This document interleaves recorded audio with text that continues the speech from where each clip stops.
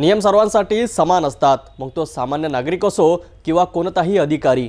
पण लातूरमध्ये एक धक्कादायक प्रकार समोर आला आहे, जिथे एका अधिकाऱ्याने चक्क जिल्हाधिकारी कार्यालयाच्या आतच आपली गाडी पार्क केली।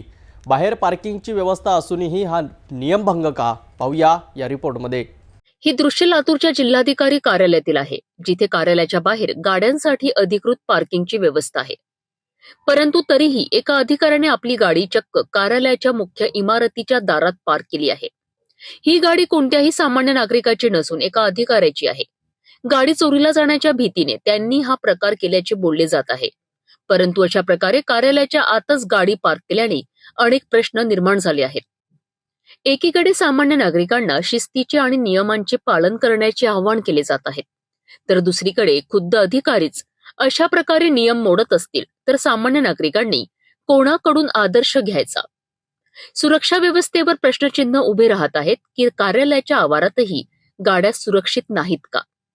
हा प्रकार सीसीटीव्ही कॅमेऱ्याच्या निगराणीत घडला असून यावर अद्याप कोणतीही कारवाई झाली नाही।